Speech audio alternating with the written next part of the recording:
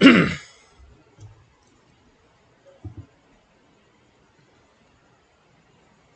name is Harvey Jesse Taggueg.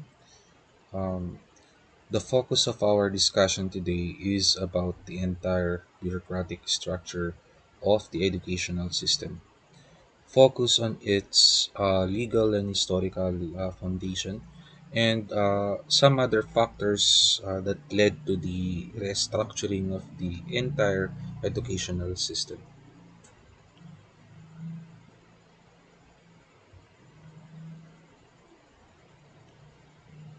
So, organization and structure of the system. Today we're going to dwell more about uh, the processes and procedure of a certain organization, the duties and responsibilities, the functions of each branches, and the operation of the system as an organization, and maintaining the balance and the interests of the entire bureaucracy of the Philippine educational system. To begin, this is the legal basis of the conception of our educational system. The Proclamation number 1081. And as you can see, we were being colonized by three regime, namely the Spanish era, the American, and also the Japanese. So they were able to establish an educational system in our country.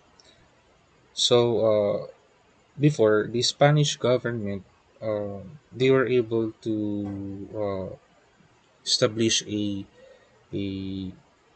an education wherein the focus is religion, whereas the Americans, they were able to formalize uh, education per se.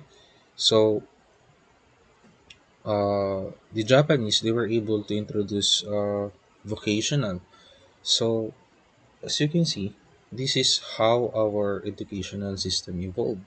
And these are just some legal basis in the conception of our educational system. This is the organization and structure of the system before the reorganization. So first, we have the Department of Education, and this is headed by the Secretary of Education, and who was a cabinet member. This is headed by the Secretary of Education, and uh, who was a cabinet member. He was assisted by an under secretary of education in managing the affairs of the department, and also a staff was provided them to ensure efficiency uh, of the service. So first, they have the administrative office, technical advisory staff, planning division, Spanish language and culture division, special education stabilization fund, administrative office, and down the line, uh, were three promotional bureaus, namely uh, the Bureau of Public Schools, the Bureau of Vocational Education, Bureau of Private Schools. The educational system under the new society. This is the administration of Ferdinand Marcos, the new society. So, when the president of the Philippines before declared martial law through the promulgation of Proclamation number 1081 on September 21, 1972, and this is said to be an educational revolution. So, within this era, uh, uh, based on the findings that the system that we had before, uh, which seems to be there is a irrelevance in terms of practice, because such system should adapt to the fast changing world. And as per the recommendations of the Reorganization Commission by virtue of Republic Act 5435, the provisions of a presidential decree number 650 of the president uh, marked the beginning of the new system of education. So again, this is the administration of Ferdinand Marcos. The Ministry of Education and Culture was being regarded. It was reorganized as of July 1st, 1977. Uh, the reorganization of the Department of Education and Culture, now the Ministry of Education came. Ministry of Education and Culture. The essence of this reorganization is that uh, for us to give better and more efficient and more economical services to the people. In its reorganization, some offices were abolished or were integrated with uh, other offices. New ones were also created, and this is the essence of restructuring the entire organization, and for us to have all the benefits, and also for us to adopt into the demands of the fast changing world. And also, this is the new organizational setup for the ministry. First, we have the ministry proper, the central office. We have the regional offices, the provincial city offices. First, the authority and responsibility for the ministry was vested in the Minister of Education, Culture, and Sports. Next to minister were two deputy ministers. We have the deputy minister for administration and also the deputy minister for higher education. And lastly, we have the deputy minister for education and culture for non-formal education. Uh, the minister of education and the minister of the non-formal education, uh, they work together in the formulation and implementation of non-formal education objectives and policies. So, the minister was a political appointee of the president of the republic and served in his cabinet. In this period, the Board of National Education, created by Republic Act number 1124, was an agency of the government for the formulation of educational policies and the direction of the educational interest of the nation. Under the reorganized setup, the Board of National Education was renamed National Board of Education. So, actually, the board was originally composed of 15 members, but Republic Act number 43, 4372, which amended Republic Act number 1124 by, I mean, in that the 15 members was being reduced to the It was being reduced to eight members. Uh, okay, so the organizational structure in this period from 1987 to 1993. Actually, this is the era of the late Cory Aquino. The change in national leadership in 1986, the enactment of the 1987 Constitution, resulted in the organizational setup for the department. Uh, in this period, the department is now headed by the Secretary of Education, Culture and Sports, assisted by the undersecretaries and assistant secretary. Uh, the office of the secretary, he's in charge to, the secretary planned, developed, and implemented programs on education and culture based on the educational objectives and policies.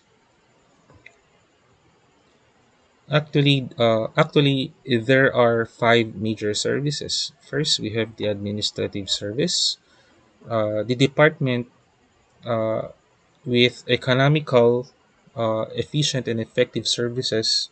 This provides the administrative service provides the department with economical, efficient, and effective services relating to administrative matters, including uh, medical and dental services.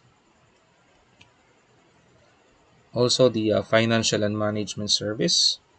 They provide uh, uh, necessary staff, advice, assistance on management improvement. They do also focus on budget and financial matters, including the special education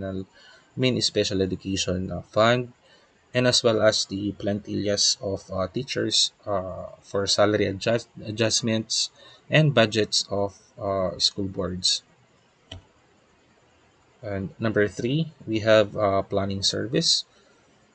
This provides the department with economical, effective, and efficient service relating to planning, programming, and project development. So, number four, the technical service. The main function of the technical services is uh, they provide services such as the publication information and other technical services. The services, material productions and publication divisions, and educational information division, and lastly, the educational, audiovisual, and engineering division. Number five is the human resource development service. So, in this case, they provide services relating to personnel matters. The service has staffs development division, personnel division, and employees welfare and benefits division. There are six staff bureaus, namely Bureau of Elementary Education, Bureau of Secondary Education, Bureau of Higher Education, Bureau of Non-Formal Education, Bureau of Technical and Vocational Education, Bureau of Physical Education, and School Sports. Supportive special offices, they do also have a supportive special offices, namely the National Education Testing and Research Center, Health and Nutrition Center. Lastly, the Philippine Institute of Physical Education and School Sports form the lower ladder of the central office structure and organization. So, Records Management and Archives Office. Uh, the office plans. Okay, the office plans develops and coordinates government-wide programs, policies, rules, and regulations governing the use. The storage and disposition of current opening records and records of permanent or historical value. Next is the National Museum, which is headed by a director. It intensities basic researches in natural sciences and preserves and reconstructs uh, vestiges of the country's rich cultural heritage. And number three, the Archives Division plans. Uh, they recommend policies, rules, and regulations regarding storage, service, conservation, and or rehabilitation of documents and records of permanent value and or records of historical interest. Lastly, the National Historical Institute, which is headed by an executive director. It is actually responsible for uh, the preparation of publication of pamphlets, bibliographic catalogs, manuscripts, or any library or scientific work deserving of publication. And number two, uh, the utilization of facilities of the library by the public at large. And number three, the procurement relating to the history of the Philippines or the Filipino people.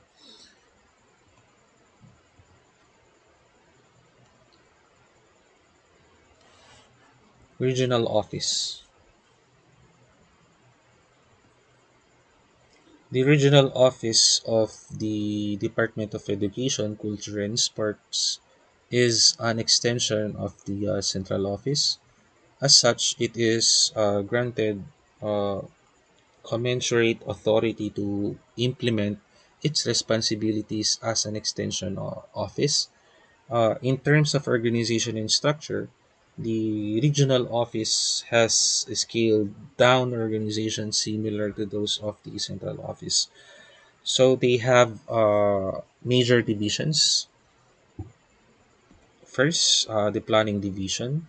Second is administrative division. And lastly, the budget and finance division. And also the city provincial school division. The the provincial or city school division, which are under the direct supervision of the regional office and are responsible for the implementation and execution of the policies, plans, programs, rules and regulations, and projects of the department on pre-elementary, elementary, and secondary education. And definitely the teachers. We have the classroom teachers make up the greatest bulk of the educational system. Well, some teachers are classified as master teachers or classroom teachers, perform comparable functions of teaching sometimes. And they are also assigned to undertake research and extension functions.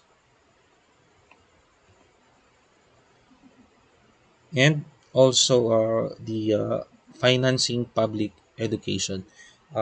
In essence, the financing public education or the in essence, the public education in the Philippines is generally supported by the national government aside from the appropriation made by the Congress for the support of public education. And also, the special education fund is derived from the additional tax on real estate property and portion of the taxes on Virginia type cigarettes and or the imported leaf tobacco. So the financing public education under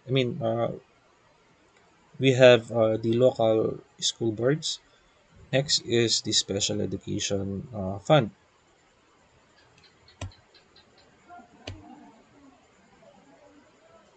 the management and supervisory concerns. Education reform in the Philippines aims for better quality and more access. So, as you can see, the current status of our educational system, the government already done uh, a good job in the to promote a quality access in the uh, quality access in education, and they're trying their very best to have it more seamless, and that it can uh, redeem our motherland uh, from her grave. So the Philippine education system has evolved over hundred of years. Yes, as I mentioned earlier, we were being colonized by Spain, United States of America, and Japan. So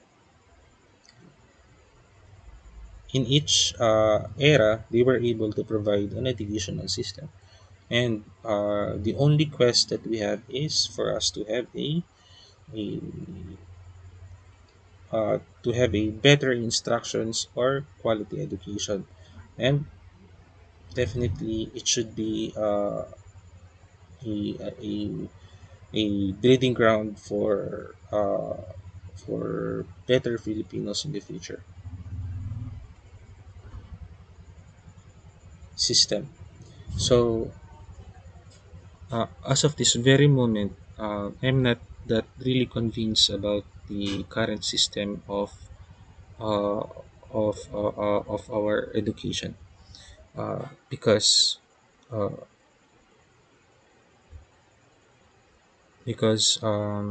it shows that the government has failed to address issues uh, in the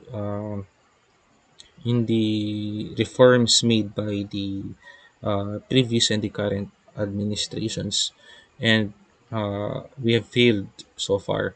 However, I hope that there will come a time that uh, our system is more matured and equipped to address the needs of our stakeholders. So the Philippines has a vibrant and diverse educational system, with the government assisted by the private sector providing a wide range of education from early years up to college and university across the archipelago. And it's good that the government was able to provide free education from the basic education to tertiary level. And also the history, yes, as I've mentioned earlier, that our educational system is a product of our colonial and post-war history. The implementation of K-12, and there was a recent study conducted in a certain university in the Cagayan Valley, and that the studies conducted shows that most of the products of the K-12 is not ready to enter the tertiary level, because clearly uh, this the K-12 implementation is very poor. So that's why it's just they have a very little percentage to there is very little percentage of the students equipped or do have the capacity to enter college, or they are college ready, as they say. 10-point plan.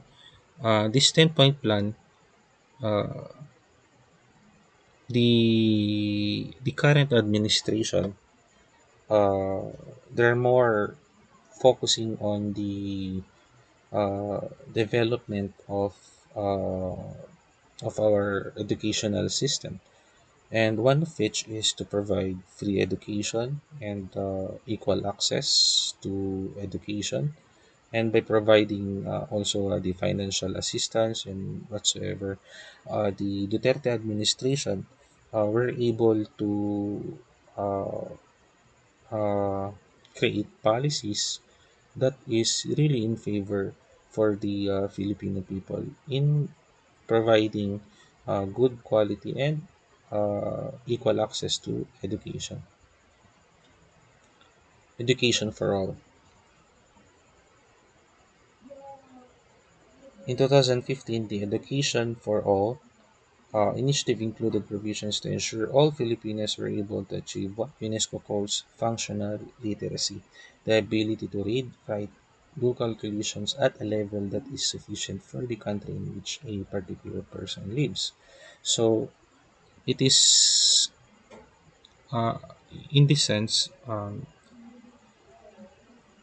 uh, it seems like our educational system failed to address this issue, because still there is a large percentage of students who cannot still read, write, or do a basic math.